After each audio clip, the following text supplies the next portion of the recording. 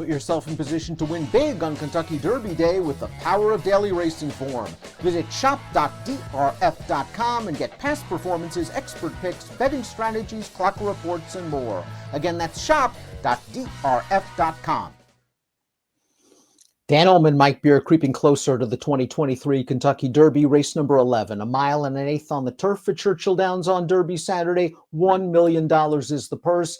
It's the Turf Classic. Before we get to look at this field, please subscribe to the Daily Racing Form YouTube channel. Lots of useful handicapping information available on the YouTube channel. Here's the field for the Grade 1 Turf Classic. And as you can see by the morning line, it is just a wide open race. You can make a case for 6 or 7 of these horses. It's a great betting race. Hong Kong Harry in from Southern California. Mike, this horse ran okay last time out when the beaten favorite going a mile. When he's right, he kicks hard in the stretch.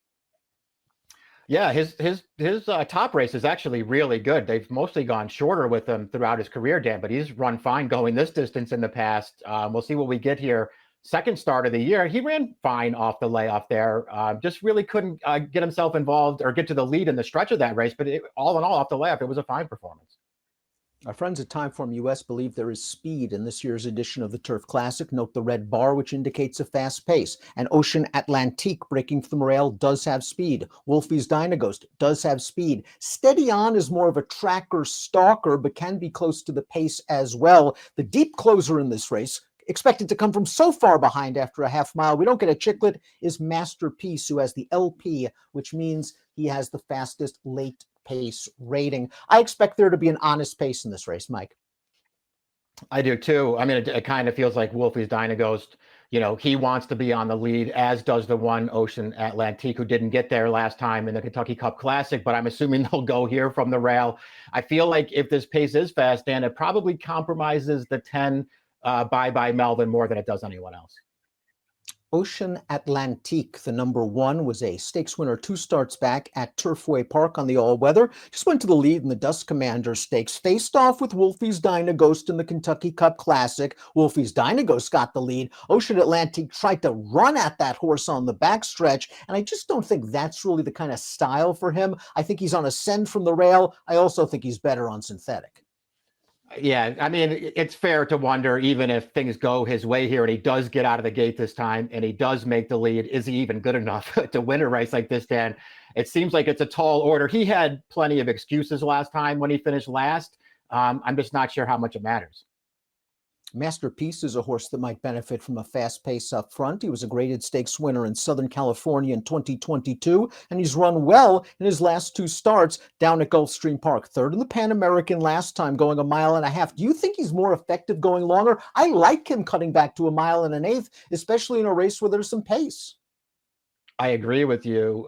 He's fine going longer. There's no issue with him going in those longer distance races, but he's also pretty good going the 9 furlong distance. I mean, going back to that Eddie Reed last summer, Dan, that he won with a 99, he ran great that day. He got an unbelievable trip and ride in that race. Everything worked out for him, but he also really ran that day. The 3 is Wolfie's Dynaghost, and he's always had a little bit of buzz around him because he's got that big turf pedigree, and he never really could put it all together.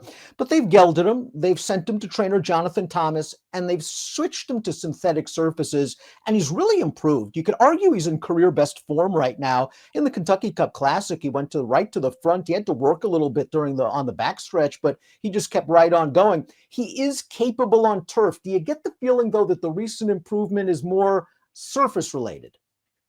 Yeah, I don't know what to think about that, Dan. I mean, I think he's pretty versatile. I think he's pretty good on all 3 surfaces. Maybe the argument just now should be that he's better on the all-weather than he is on anything else. I've never really loved him as a turf horse, but he's certainly run some good races on this surface. His last 2 races really strong. I mean, he was good last time. They came after him early in there. He had to pick up, and he just kept going in that race and won it with a triple-digit buyer.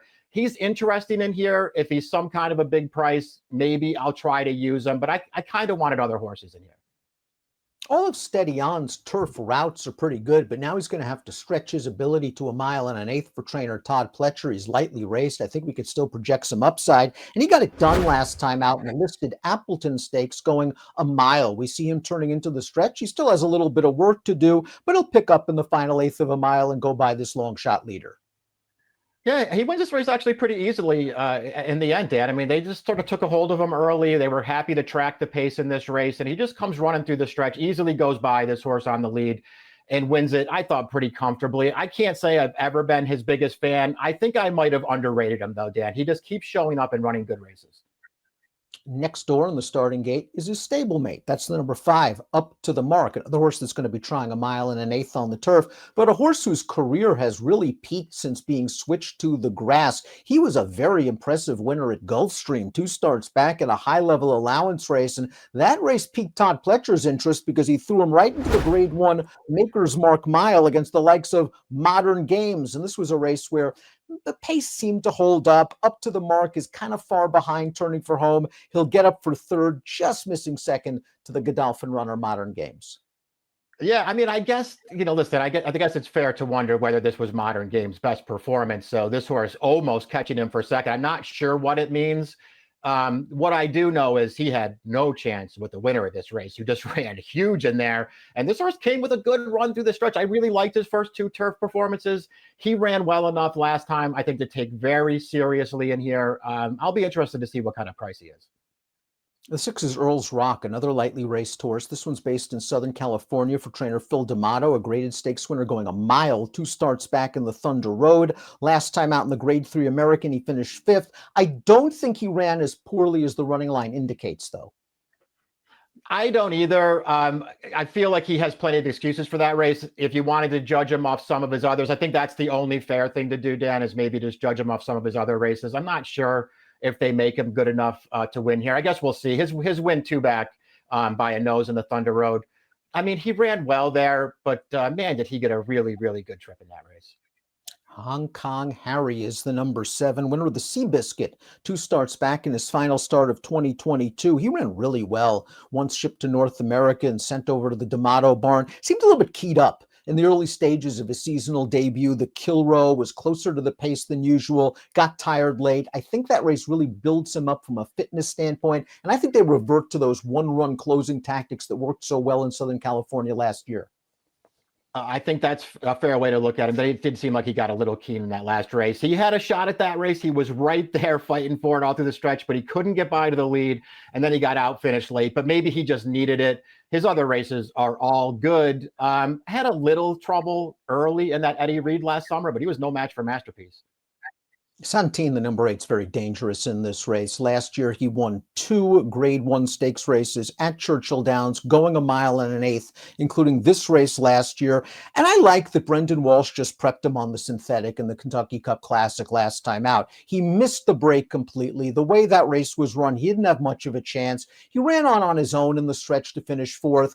I think he gained a lot out of that effort. I expect him to be sharper from the gate this time around and work out a nice trip in the second flight. I agree. I think this distance is a good one for him, too. After he won this race last year, they did try to stretch him out a little bit. Then he came back. He wins the Arlington Million again over this course and distance. And then his next 2 races were going shorter, and I just don't feel like he's that effective in those shorter races. Then he had a huge excuse last time. I'm sure they were just prepping him there. You'll get a better performance out of him here.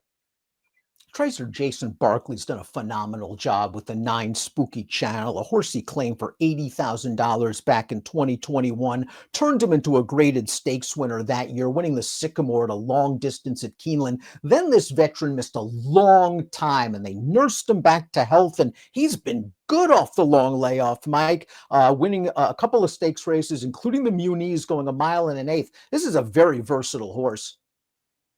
Yeah, he's very versatile in terms of running style and in terms of distance, Dan. He's always been a really good horse. Boy, his 2 wins since they've come back off that long layoff. I've been super impressed with this horse, particularly the stakes win last time going this distance at Fairgrounds. They just took a huge hold of this horse to sit back off the pace, and he came with a really strong finish that day.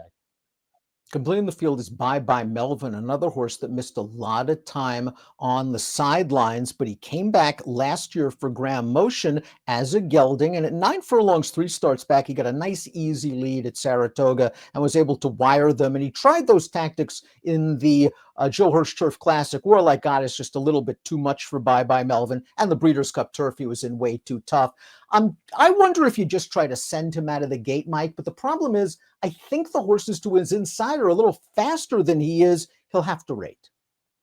I feel that way about him too. I mean, the good news for him is he's run well without the lead before, so they don't have to be aggressive with him. But that's what they did with him all last year, and he ran some really fast races. And listen, this isn't that long a layoff, but he came back off of a long layoff last summer at Saratoga. He didn't win that day. He ran great. And he goes out for one of the great layoff trainers in the game in Graham Motion. Top pick time for the Turf Classic. It is a wide open betting affair. Mike's going with Spooky Channel. Just a likable horse. Doesn't matter the distance. Doesn't matter the tactics used. And he's in career best form, you could argue. I just really like the form he's been in since he's come back, Dan. And I felt like he'd be a fair price in this race. It's sort of wide open. I think a lot of different horses can win. But if he gets overlooked a little bit, I'm betting him. Your second pick is my top pick. That's the 5 Up to the Mark, whose career has just taken off since being switched to the turf.